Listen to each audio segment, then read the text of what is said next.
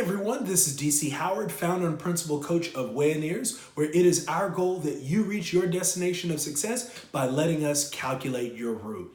And once again, we're back for another episode of Tactic Thursday. Tactic Thursday is where we discuss an issue or a matter that you may be going through personally, professionally, or relationally, and be able to talk about different tactics of how to overcome that issue or matter.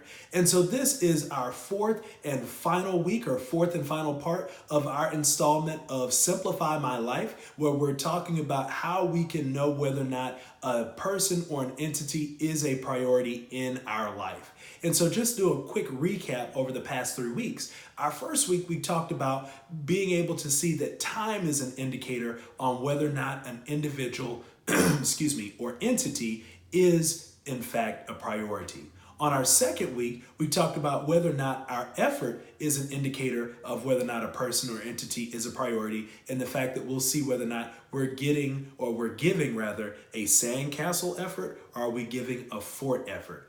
And then on last week, we talked about our energy being able to be an indicator on whether or not a person or entity is a priority and whether or not their energy is productive or destructive. And we talked about how if it's destructive, being able to navigate that person or entity out of being a priority. And if they are productive, that we're able to continue to keep that person or entity as a priority in our lives. And so the last point that I want to be able to talk about of being able to designate whether or not a person or entity is in fact a priority in your life is simply put finances. All about the Benjamins, the money aspect. And so the way you can tell whether or not a person is really a priority is they will end up in one of three, person or entity, in one of three categories. Either they're going to end up in the impulse section of your finances, they're going to end up as a line item in your finances, or they're going to end up in the reserves of your finances. And so breaking that down, let's do a little bit of that. And so for those that, of course, are watching that you're accounting or you're business majors, you know all about this. So when it comes to when it's an impulse, it's like an impulse buy. In the fact that you went out to the store, you went online and you saw something and you thought it was absolutely tremendous. And so you said, you know what, I'm going to spend this money on this particular person or entity. Well, that oftentimes doesn't necessarily mean that that person or entity is a priority, because then that means that that person or entity is a priority based upon your energy or your emotions. And so realistically, that person or entity may not be a priority if your finances are only related as an impulse when it comes to them. The next category is a line item.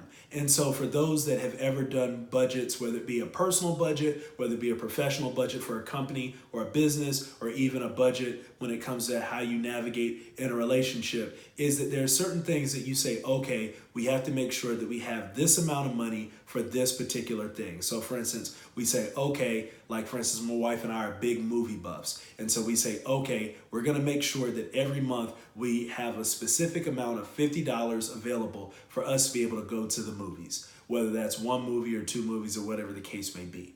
And so the reality is that is a priority to us, but it may not be a very, very high priority, because we are very conscious of making sure that we think about it in our finances. But when it comes down to the overarching component of our finances, we're not putting out a big amount of finances towards that particular entity.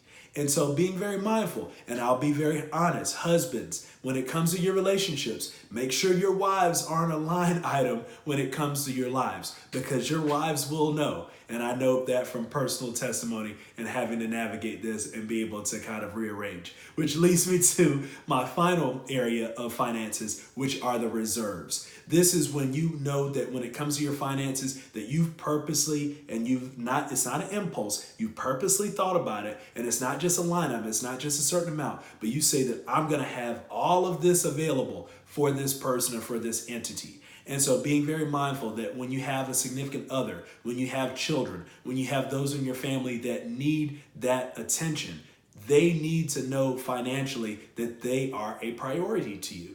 And so therefore, you need to make sure that you have reserves available for those individuals, because that lets them know that, in fact, you see them as a priority. When it comes to your job, being able to make sure that you navigate, in which this is something that even I've had to deal with myself, that when it comes to my paycheck, that I'm making sure that I'm distributing a certain part to savings, 401k, retirement, investments, whatever the case may be, because you're now saying, based upon my job, I value my money enough to invest in myself. From a personal standpoint, that when it comes down to your money, whether that's going and getting a gym membership, whether that's making sure that you have, membership to whatever entertainment components like a Spotify or a Tidal or whatever the case may be, if you're a big music or, entertainment type person, or if it's that you really, really enjoy movies and whatnot, having Netflix, Hulu, whatever other entertainment streaming components, that you make sure that there's reserves for that so you're able to engage in that. When you're able to show that you have reserves for something in your finances, that is a very, very strong indicator that that person or that entity is a really, really big and top priority.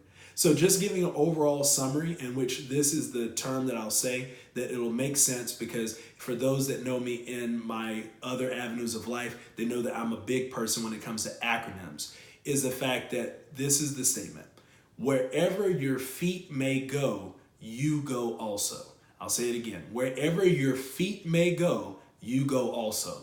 And so what does that mean? Which we've been talking about, simplifying our lives and finding our priorities. FEET is an acronym. So finances, effort, energy, time. So once again, the FEET principle is finances, energy, effort, and time. And the fact that if you're able to see where your finances are going, if you're able to see where your energy or your emotions are going, if you're able to see where your effort is going, and if you're able to see where your time is going, that's usually where you go also. And so if you're able to navigate all four of those components, you're able to see where your top 3, top 4, or top 5 priorities are when it comes to persons, groups, or entities. I hope this has been a great help to you. Of course, you are more than welcome to book a session with us at Wayineers. You can do that by going to our website, www.wayineers.com. That's WAYIN, 2 E's, RS.com. Or you can reach us on Facebook or Instagram at Wayineers. And once again, we want to make sure that you reach your goal and your destination of success by letting us calculate your route. Have a wonderful rest of your day.